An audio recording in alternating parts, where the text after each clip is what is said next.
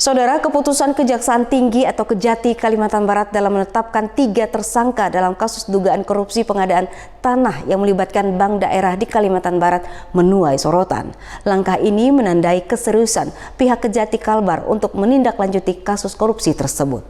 Kejaksaan Tinggi Kalimantan Barat secara resmi telah menetapkan 3 tersangka sebagai daftar pencarian orang atau DPO dalam kasus dugaan tindak pidana korupsi yang melibatkan pengadaan tanah untuk pembangunan kantor pusat salah satu bank milik pemerintah daerah Kalimantan Barat. Ketiga tersangka tersebut adalah Samsiar Ismail, Sudirman HMY, dan M. Faridan. Dalam proses penyidikan perkara dugaan tindak pidana korupsi pengadaan aset berupa pembelian tanah di salah satu bank milik pemerintah daerah Kalimantan Barat, penyidik telah menetapkan 3 orang tersangka. Yang pertama Dr. Andes Samsiar Ismail MM, kemudian yang kedua Dr. Andes Sudirman MM, yang ketiga Muhammad Faridan SP MM. Kasus ini mencuat setelah ditemukan indikasi penyalahgunaan anggaran senilai lebih dari 99 miliar rupiah untuk pengadaan tanah tersebut dengan kerugian negara yang diperkirakan mencapai 39 miliar rupiah lebih. Kejaksaan telah melayangkan 3 kali surat panggilan kepada ketiga tersangka, namun mereka tidak kunjung memenuhi panggilan tersebut, bahkan diduga sengaja menghindari proses hukum. Penyidik dari pihak Kejati sudah datang ke tempat tinggal ketiga tersangka, namun yang bersangkutan tidak berada di tempat. Ketua RT setempat mengkonfirmasi bahwa mereka sudah tidak lagi berada di alamat yang tertera. Langkah berikutnya adalah pemanggilan melalui salah satu media cetak, namun hasilnya tetap sama. Panggilan tersebut tidak digubris oleh para tersangka.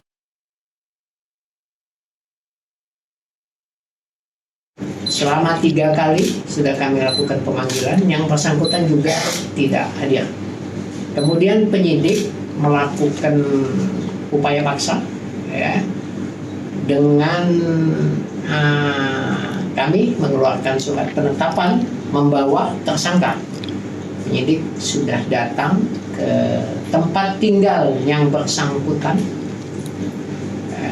tapi penyidik tidak juga menemukan 3 tersangka itu di rumah yang bersangkutan. Kemudian penyidik berkoordinasi juga dengan ketua RT setempat, dan kami juga sudah mendapat keterangan dari ketua RT bahwa yang bersangkutan itu tidak terlihat lagi di rumahnya. Kemudian upaya berikutnya kita melakukan pemanggilan melalui media secara terbuka. Setelah kami melakukan pemanggilan media secara terbuka, juga yang bersangkutan tidak ada itikat baik untuk hadir memenuhi panggilan kami untuk dilakukan pemeriksaan sebagai tersangka.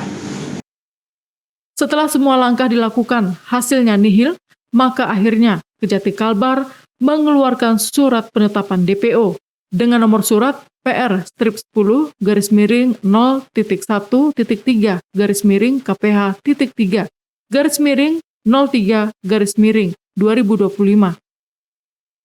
Dengan kami atau penyidik telah menerbitkan DPO ini, harapan kami yang bersangkutan itu dapat sebagai warga negara yang baik dapat memenuhi panggilan kami untuk dilakukan pemeriksaan sebagai tersangka.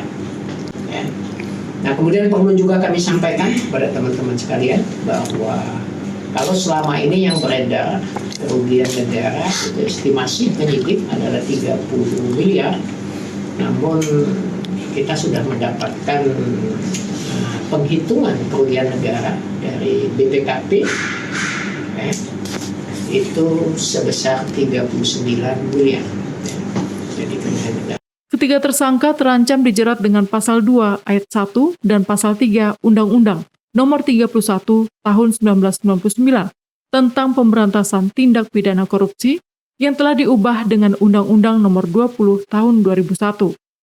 Kejaksaan Tinggi Kalimantan Barat kini tengah melakukan koordinasi lebih lanjut dengan berbagai instansi terkait untuk mengejar ketiga tersangka yang kini masuk dalam daftar pencarian orang. Kejaksaan juga mengimbau masyarakat yang mengetahui keberadaan ketiga tersangka untuk segera melaporkan kepada pihak berwenang guna mendukung kelancaran proses hukum. Tim Liputan, Ruai TV, mewartakan.